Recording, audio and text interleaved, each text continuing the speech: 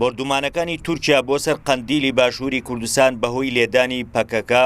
لەو ناوچەیە بۆ ئەوەی شەیدکردنی چەندین هاوڵاتی سڤیل ئەوەی شوای کردووە هەموو پارتەکانی باشووری کوردستان لەسەر ئەو هێرشە بێنە دەنگ و لەگەڵ ئەوەی هەمویان دڵنیان شەڕ بەبێ هۆ و پاساو نابێت بەڵام دڵنیاییش دەدەن بەبێ ئاشتی و گفتوگۆ زیانمەندی بەردەوامبوونی ئەو جەنگە جگەلەوەی هەردوو لایەن دەبن هاونیشتیمانیانی ئەو ناوچەیەش دەبنە قوربانی ئەو شەڕە نەخوازراوە.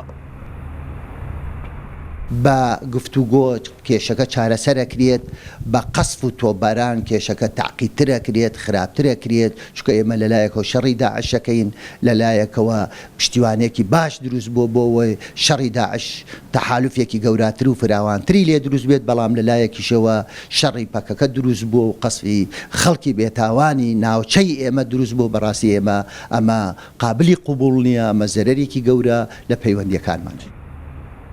یەکەم جار نییە شەڕی دوولایەنە لە نێوان تورکیا و پارتی کرێکارانی کوردستان ڕوودەدات لە وەتەی پەکەکە دامەزراوە ناوبەناو شەڕ و جاریش ئاگربەست دروست دەبێت بەڵام ئەم جارە هەردوو لایەن بڕیاری شەڕیان داوە شەڕێک کە لە نێو خاکی باشووری کوردستان دەکرێت و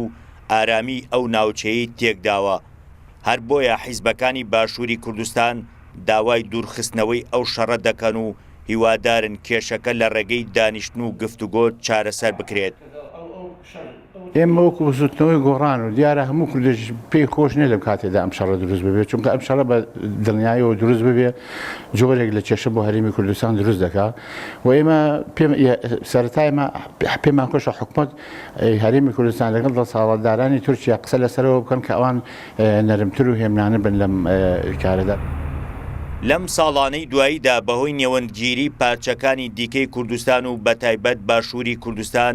پەکەکە و تورکیا گەیشتنە داڕشتنی پرۆسەیەکی ئاشتی کە بەهۆیەوە ڕێبەری پەکەکە عەبدوڵڵا ئۆجەلانیش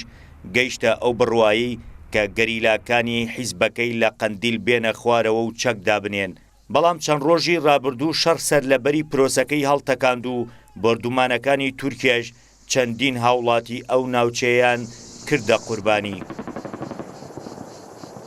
سنوورە دەستکردەکانی نێوان پارچەکانی کوردستان وای کردووە هەر بەشەو بەجیا حکومڕانی و خەباتی خۆی بکات ئەوەی ئێستا باشووری کوردستانی نیگەران کردووە لەگەڵ بەردەوامبوونی شەڕی داعش کە زیاتر لە 1000 پێشمەگە بۆ پاراستنی خاکی باشووری کوردستان گیانی خۆیان کردە قوربانی ئێستا بەهۆی شەڕی نێوان تورکیا و پەکەکەوە خەریکە بەشێکی دیکە لە هاونیشتیمانیانی نزیک لە قەندیل دەبنە قوربانی. سامان بەشارەتی ڕوودا و سلێمانی.